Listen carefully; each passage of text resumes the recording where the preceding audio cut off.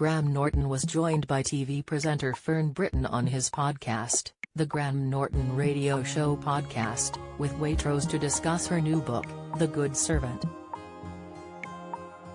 The book gives an insight into the life of Marion Crawford, who shaped the Queen's childhood.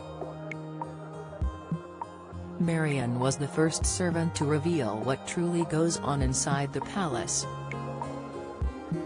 Whilst Fern was sympathetic with Marion and believed she was tricked, Graham quipped the royal family hadn't learned their lesson when it comes to speaking to the press. When first discussing the premise of the book, Graham revealed he didn't know how Marion was, to which Fern explained, "She is actually quite a big figure. She was with our Queen and Princess Margaret, they were 6 and almost 2, and she was their governess, and I am certain she shaped the Queen's outlook on life." The Queen, of course, had a lot of people putting input in, but Marion took her out on the bus and on the tube and into Woolworths and all those normal things. She knew that the Queen and Princess Margaret would never be able to just go to the beach and have an ice cream and paddle, they would never be able to do it, so she tried very hard to give them a bit of normality, and she shaped them through the abdication, she explained. When discussing the downfall of Marion, Fern explained, "I believe she was tricked into saying a few nice little anecdotes about the princess, little articles to go into newspapers and magazines in America to boost the royal family's popularity over there.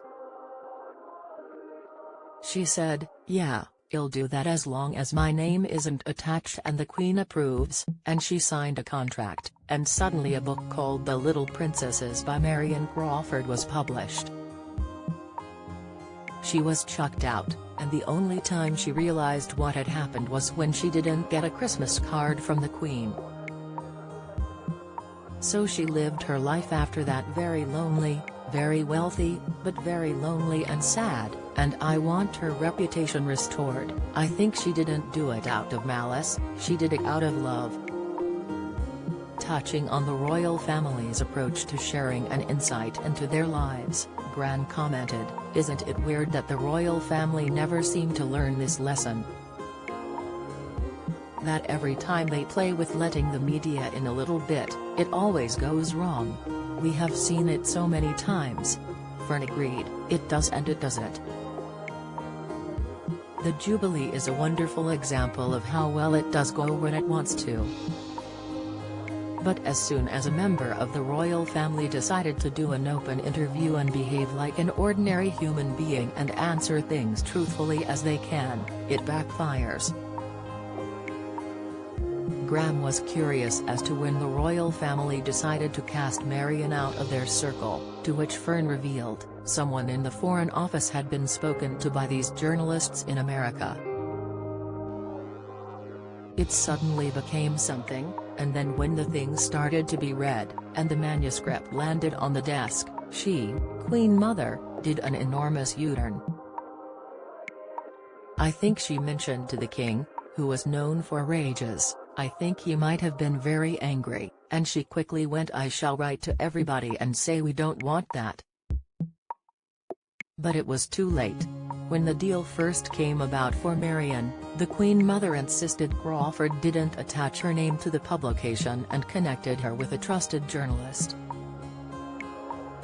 Despite her commitment to the family, Marion was cut off from the royal family shortly after her retirement in 1947.